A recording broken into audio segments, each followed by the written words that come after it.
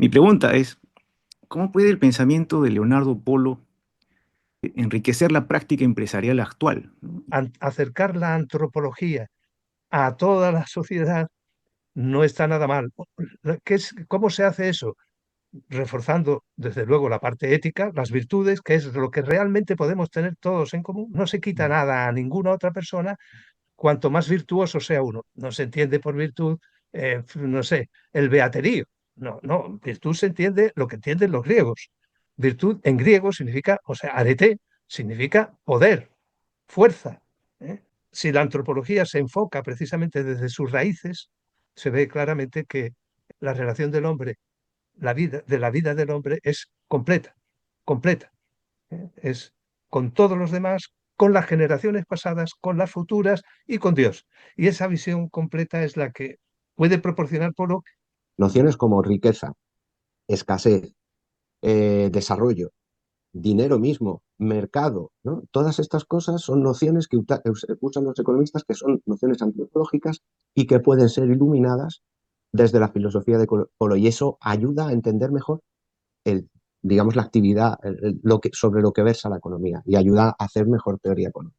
Es decir, si yo pretendo construir una antropología desde este modelo técnico, que es muchas veces lo que pasa, ¿no? Por ejemplo, lo que se llama el imperialismo económico. Ahora está un poco menos de moda, pero ha habido unos años en los que se ha intentado entender al hombre, todo el hombre desde la teoría económica. Bueno, pues eso sería intentar extender ese modelo. Ese modelo no sirve para entender al hombre, sirve para entender el funcionamiento de la economía con modelos y punto. Para unir la antropología con el conocimiento teórico de la economía, podría ser una forma de rescatar la historia del pensamiento económico, rescatar de lo que han dicho los economistas, las principales nociones de los economistas y unirlas, iluminar estas nociones principales de riqueza, escasez y todo esto desde la filosofía de Polo como hemos hecho.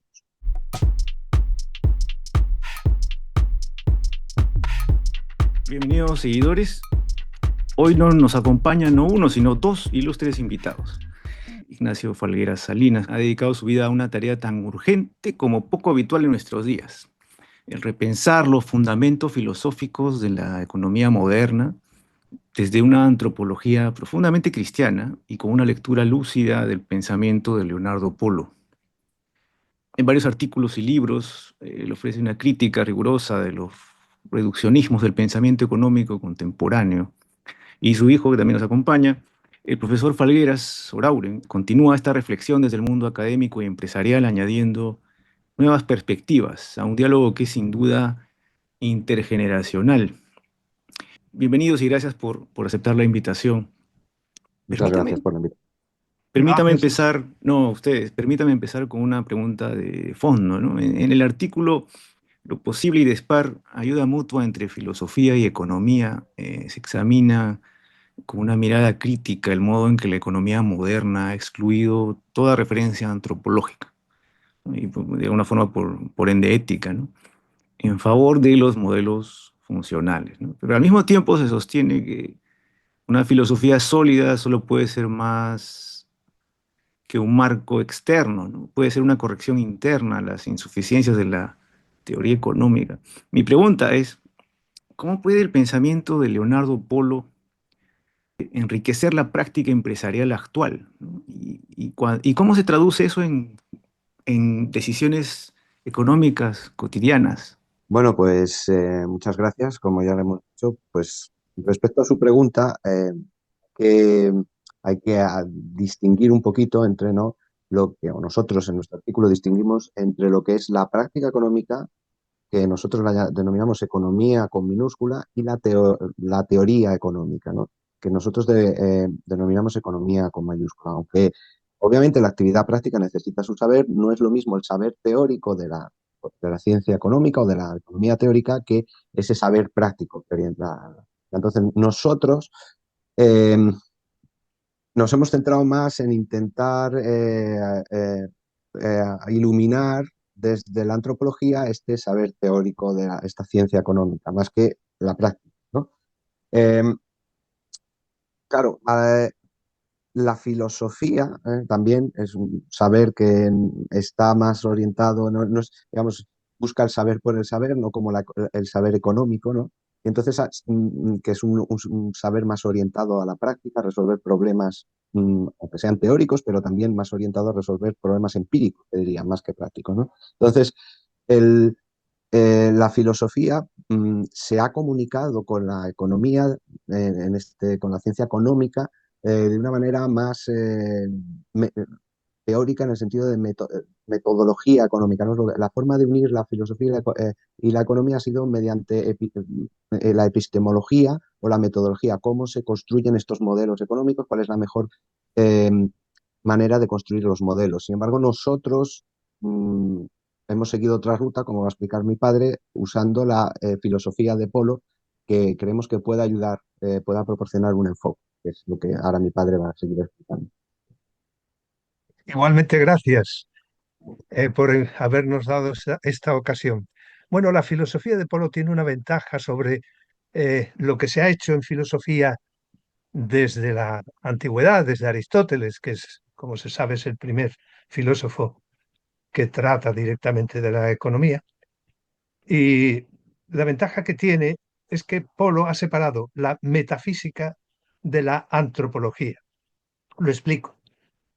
La metafísica, según Polo, es metafísica, o sea, es un saber que versa sobre el mundo, sobre el ser y la esencia del mundo, sobre eh, el ser y el universo, el ser del mundo y el universo, no sobre el ser en general. Esa es la diferencia de Polo. En Santo Tomás, por ejemplo, cuando se versa sobre el ser, se habla del ser en general, tanto del de Dios como el de las criaturas. No, no, aquí cuando se habla de metafísica, por supuesto, cabe deducir del ser del mundo el ser de Dios, saber algo acerca del ser de Dios, pero el objeto directo de la metafísica es el ser del mundo y la esencia indirectamente del mundo también. Bien, en cambio, Polo dice la antropología que ha sido estudiada ahora como si el hombre fuera una parte exclusivamente del mundo, cosa que es en parte verdad, puesto que nuestro cuerpo forma parte del mundo. Sin embargo, al meter al hombre dentro del estudio del mundo, se olvidan cosas específicamente de lo propio del hombre, que es ser persona, espíritu, etc. Entonces, la antropología debe reunir las dos cosas, el cuerpo y el alma, pero lo debe hacer, digamos, con independencia de los estudios acerca del universo físico y del mundo, del ser del mundo. Y esa independización nos permite tener una visión mucho más completa del hombre que la que se tenía hasta ahora, porque al hombre se lo encuadraba dentro del mundo de las causas, mientras que el hombre, por ejemplo, el pensamiento humano no causa, si causara, entonces con pensar bastaría hacer cosas, no basta con pensar, entonces el pensamiento humano no causa nada. Y sin embargo es lo específico del hombre y la voluntad del hombre tampoco causa nada directamente, tiene que utilizar los miembros del cuerpo para poder causar algo.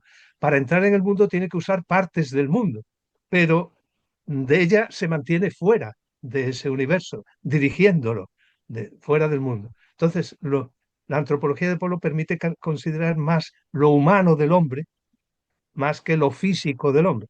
Entonces, al hacerlo de una manera más nítida, más clara y más dedicada a eso, entonces permite aclarar también mejor tanto el aspecto teórico de las ciencias como el aspecto práctico en la medida en que esas ciencias dependen de la antropología, claro. Y la economía depende íntegramente, es un saber social humano, no es un saber, aunque hay quien estudia la sociología de los animales, no es esa la sociología que se ocupa realmente de la economía que nos interesa y que nos ocupa, digamos, normalmente. Entonces, puede llegar de un modo, desde la filosofía de Polo se puede llegar de un modo más directo, tanto a la práctica como a la teoría. Naturalmente, a la teoría le proporciona mejoras en las nociones, en el método, como ha dicho antes mi hijo, sobre todo en esas dos cosas, mientras que en la práctica lo que hace es intentar, digamos, que el sujeto humano conozca mejor, sepa más. Ujú. Eso es lo que vamos a desarrollar ahora, digamos, un poquito más en la pregunta, si es que tiene más preguntas. Sí, Eh, justo en lo que ustedes están mencionando en estas que ustedes han investigado, ¿no? Estas bases antropológicas de la actividad económica. ¿Cuáles consideran que serían los aspectos que serían fundamentales para una gestión empresarial, como usted menciona, ética, centrada en la persona? Vamos a ver, nosotros hablamos de bases. Mm, Me refiero a que está diciendo usted fundamental para que nos aclaremos, porque si no se generan confusiones. A veces se piensa que lo fundamental es lo más importante. En el hombre no. En el mundo lo más importante es el fundamento, el ser, lo mm, fundamental. En el hombre, siguiendo la línea de lo que le he dicho antes, lo mm, fundamental es una parte de lo humano, es decir, el hombre tiene que tener en cuenta el fundamento, pero no es lo principal. Es lo primero, pero no lo principal.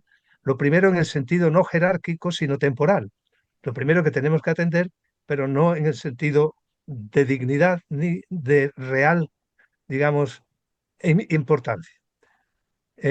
Entonces, cuando hablamos de bases, intentamos evitar mm, la noción de fundamento precisamente para entiendo. no desencaminar. ¿eh? Bases antropológicas. Ya con esto, si decimos fundamentos antropológicos, te estaríamos todavía confundiendo posiblemente, no necesariamente, posiblemente entendiendo la economía según el enfoque clásico. El enfoque poliano, más bien, eso busca bases antropológicas, o sea, qué es lo que en el hombre da lugar a la economía. ¿eh? Por supuesto, nosotros en esto, como va a explicar mi hijo, nosotros nos hemos restringido solo a las bases. Y luego, pues hay quien se dedica más a otra. ¿Por qué? Pues es lo que no ha hecho nadie hasta ahora. Ujú, ujú, Las bases antropológicas de la economía no han sido desarrolladas. Naturalmente se encuentran en la filosofía clásica, en la filosofía moderna, ahí las tomamos de ahí, pero nadie se ha dedicado a estudiarlas expresamente. ¿eh? Y mi hijo le dirá entonces que nosotros no nos dedicamos tanto a la segunda parte. Sí, gracias. Básicamente, o sea, su pregunta va más orientada a cuestiones prácticas, como le he dicho, que había hecho referencia antes.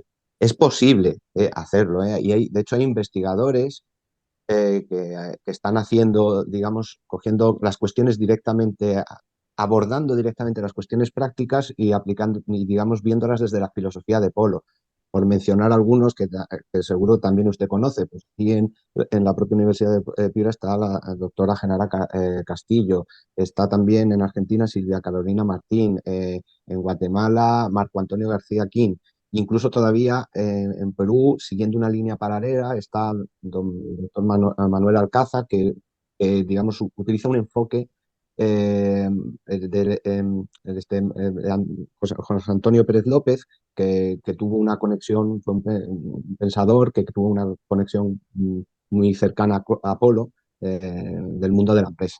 Entonces, lo que nosotros hemos hecho, nosotros hemos seguido para centrarle por qué no, de momento no hemos llegado a esas cuestiones tan prácticas y no digamos, no damos una respuesta tan aplicada como podrían dar estos investigadores. ujú, Nosotros hemos seguido una línea un pelín compleja. Como ujú, le he dicho antes, hemos intentado unir la economía con la antropología. Eso es un proceso complejo, porque claro, la economía hoy en día son muchos modelos, técnicas aplicadas, que no es que digamos que hay que desdeñarlas, pero que unirlas con la filosofía de Polo no es evidente.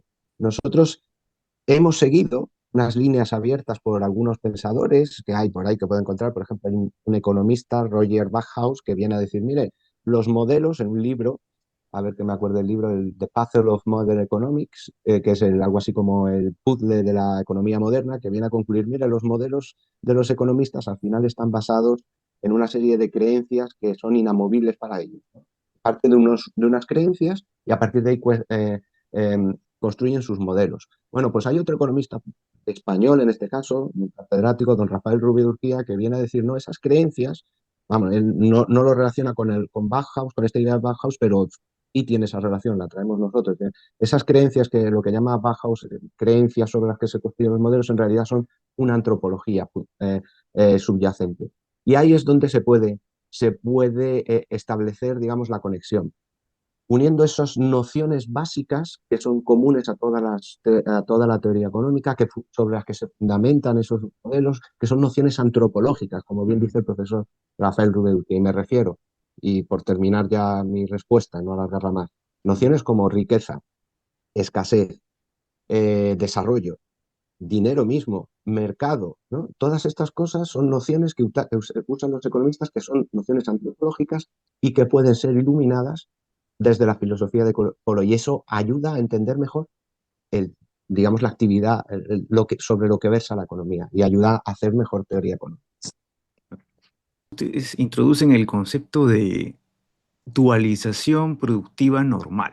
¿Y podrían explicar brevemente ese concepto y cómo podría ayudar a reconfigurar estas tensiones, ¿no?, entre la eficiencia económica, técnica y la dignidad personal en el mundo empresarial? En realidad, siempre partiendo de Polo, Ujú. nosotros utilizamos eso porque, digamos, eh, es una cosa bastante evidente, pero Polo lo ha convertido en algo existencial en el hombre. El hombre es un ser dual en su ser y en sus manifestaciones. Digo que es bastante evidente porque hay muchas dualidades que son, ¿no?, cuerpo-alma, inteligencia-voluntad, varón-mujer, en fin, se pueden ir poniendo. De hecho, todo en el hombre es dual, según Polo, y es lo que nosotros hemos hecho, seguir esa idea de Polo, Ujú. la dualización. Y la dualización en concreto consiste en entender que en el hombre todo es procesual. Es decir, el hombre nacemos, vivimos y nos morimos, ¿no? O sea, es una pequeña biografía o historia, la vida humana. Y en la medida en que es eso, tenemos que empezamos sin saber nada, vamos aprendiendo cosas y después vamos haciendo, etcétera, ¿no? Entonces, en todos los procesos humanos, desde el principio hasta el final, siempre hay una dualidad, siempre hay un par de, nosotros les llamamos polos, por dar un nombre a una cosa que está en todas partes, pero me refiero, inventar nosotros un nombre no se nos ha ocurrido. Polos, dos polos, uno superior y otro inferior. Alma-cuerpo, el polo superior es el alma, el que dirige al cuerpo es el alma y el polo inferior es el alma, pero son polos los dos, de tal manera que el proceso está integrado por los dos. No se puede separar en el proceso el cuerpo del alma ni el alma del cuerpo, pero el alma está dirigiendo al cuerpo en ese proceso y el cuerpo está dejándose llevar por el alma. Por tanto, los efectos son conjuntos. Tienen un efecto que son a la vez espirituales y corporales. Y todo en el hombre es así, es una dualización.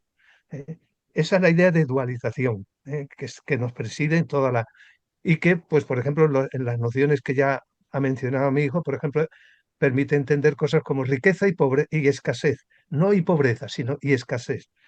Con esas dos nociones se puede unir la economía, digamos, de Adam Smith del siglo XIX, con la economía del siglo XX. El siglo XX es el que se estudia la escasez más que la riqueza. No se estudia el modo cómo se crea riqueza, sino cómo se administra la escasez. ¿eh?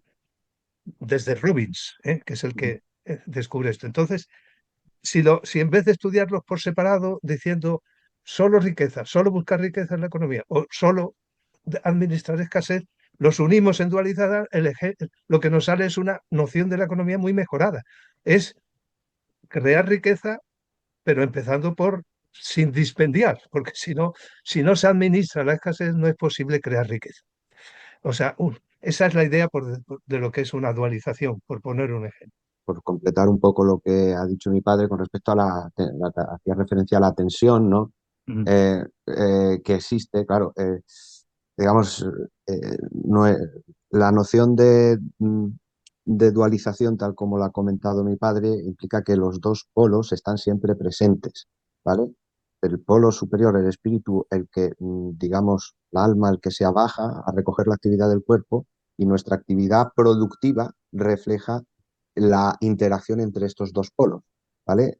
La refleja a través de nuestra producción física, que lo hacemos a través del cuerpo.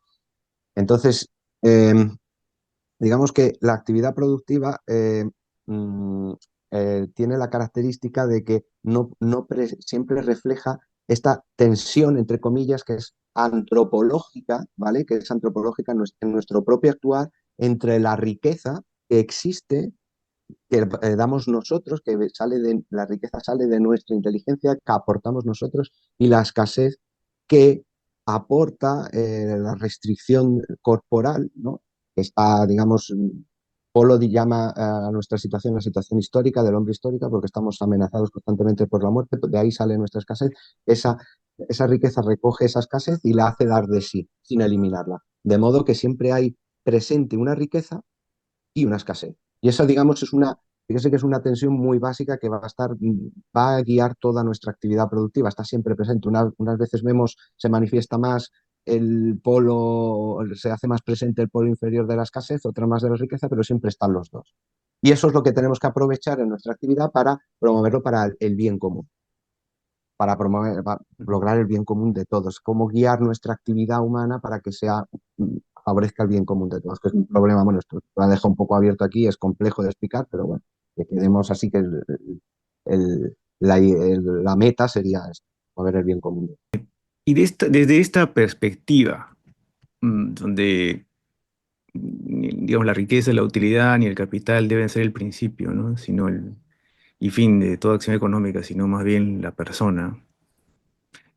Desde esta perspectiva, ¿qué papel debería tener la filosofía y en particular de la antropología filosófica en la formación de líderes empresariales? Como lo hemos dicho, hemos venido diciendo en las respuestas anteriores, la filosofía es muy amplia, ya lo ha dicho mi padre, ¿no? Incluye la metafísica, la física, la antropología, la ética, ¿no?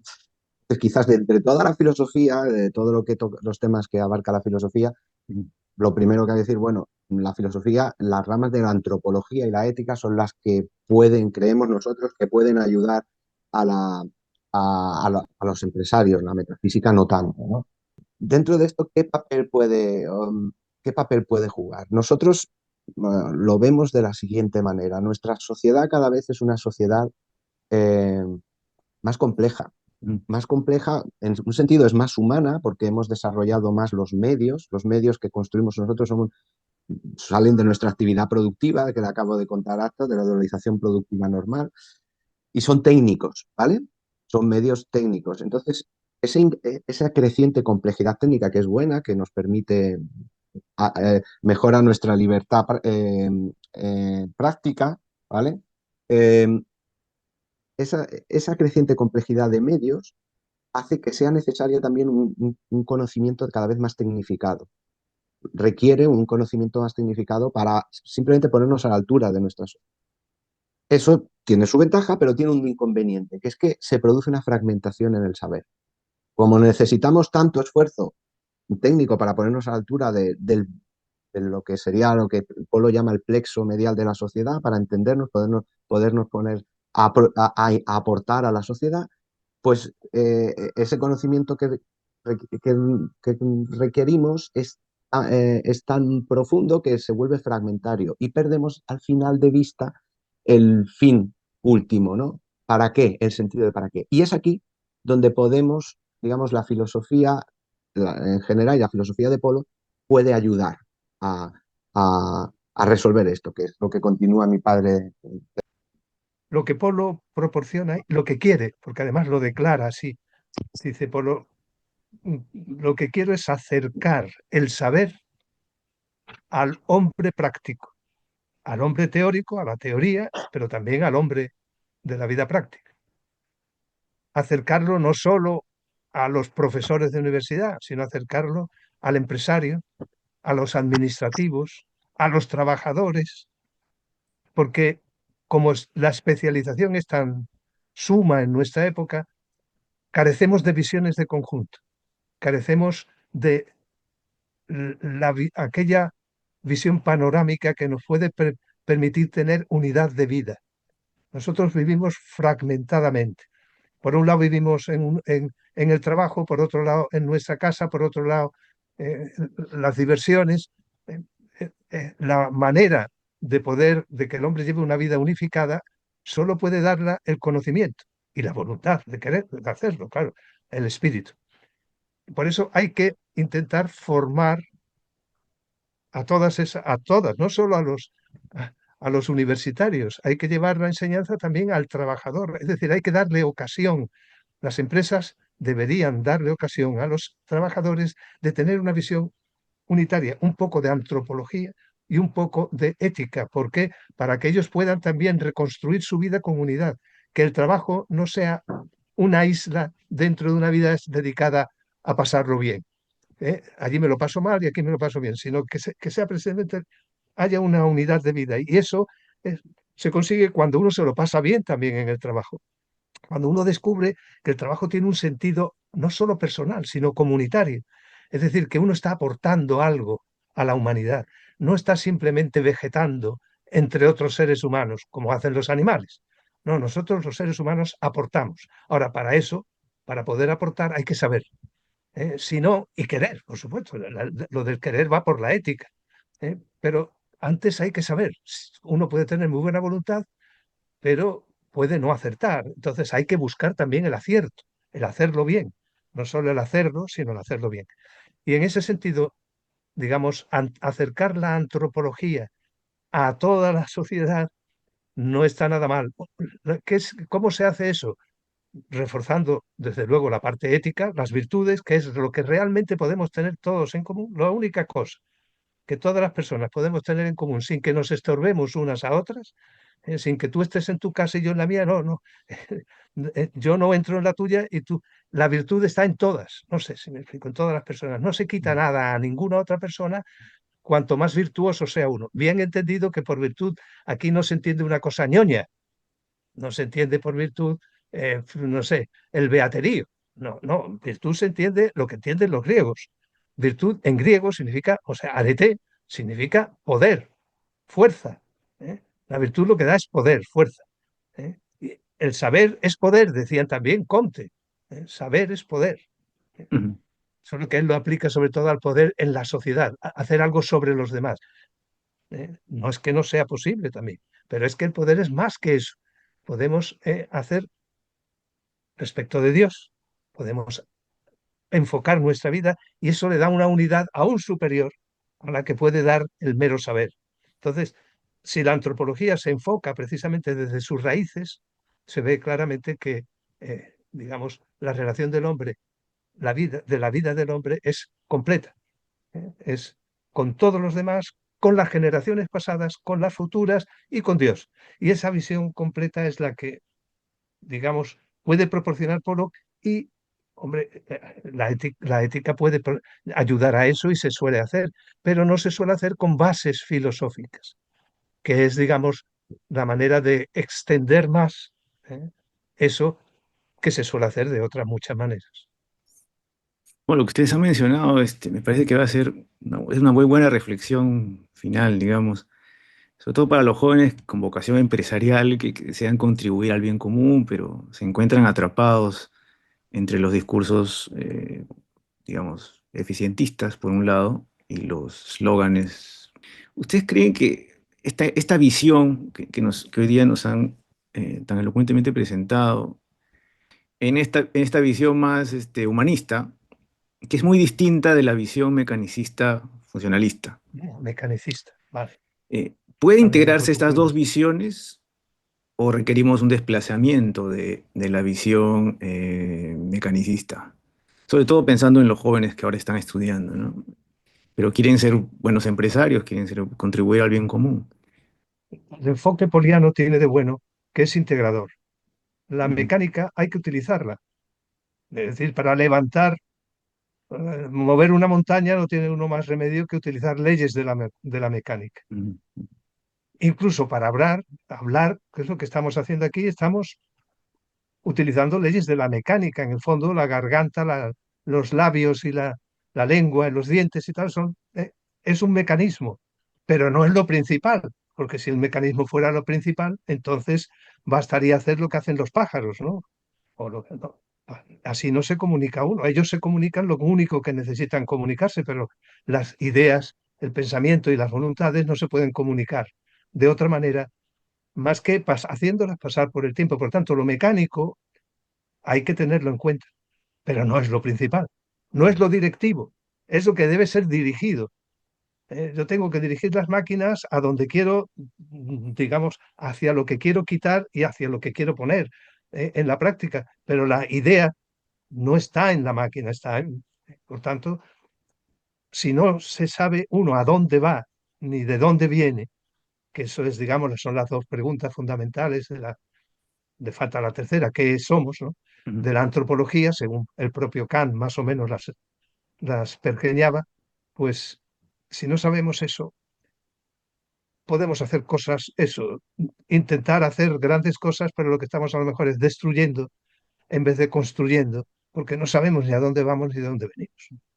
Complementando lo que tú has dicho sobre la integración, obviamente, eh, mm, en línea, o sea, lo que hay que hacer es, en un sentido, integrar los conocimientos, estos conocimientos fragmentarios. Es decir, no se trata de dejar de explicar las técnicas. Un empresario tiene que saber técnicas de, o sea, por supuesto, bueno, he dicho un empresario, iba a decir contabilidad, pero bueno, es decir, técnicas de análisis de mercado, tiene que saber, tiene que tener el equipamiento técnico para poder ponerse a la altura del día, de la sociedad, para poder aportar, como he dicho. No, ese conocimiento técnico es necesario. En ese sentido, mi respuesta sería no, no se sustituye, sino que se complementa. Pero en otro sentido en el que va su pregunta, sí se sustituye. Es decir, si yo pretendo construir una antropología desde este modelo técnico, que es muchas veces lo que pasa, ¿no? Por ejemplo, antes mi padre ha hecho referencia de pasada a a la versión sociológica de la economía, lo que se llama el imperialismo económico. Ahora está un poco menos de moda, pero ha habido unos años en los que se ha intentado entender al hombre, todo el hombre desde la teoría económica. Bueno, pues eso sería intentar extender ese modelo. Ese modelo no sirve para entender al hombre, sirve para entender el funcionamiento de la economía con modelos y punto. Y lo tengo que aprender. Pero si yo quiero entender lo que es la economía y lo que es el hombre, la forma que proponemos nosotros de integrarla es particular, que puede ser, digamos, esto en la práctica se puede seguir cada uno, puede seguir en descubrir el método mejor, ¿no? Entonces, nuestra forma es para unir la antropología con el conocimiento teórico de la economía. Podría ser una forma de rescatar la historia del pensamiento económico, aunque muchas disciplinas de economía, digamos, está un poco o está perdiendo protagonismo. Y, y, y entonces, eh, a partir de ahí, usar la historia del pensamiento económico, rescatar de lo que han dicho los economistas, las principales nociones de los economistas, y unirlas, iluminar estas nociones principales de riqueza, escasez y todo esto desde la filosofía de Polo, como hemos hecho. No, perfecto. Les agradezco haberse tomado el tiempo para darnos esta reflexión conjunta y esta, digamos, una introducción a lo que sería esta perspectiva nueva de analizar la economía y la empresa. Agradecemos mucho a nuestros invitados y estimados seguidores, con ustedes será hasta el programa siguiente.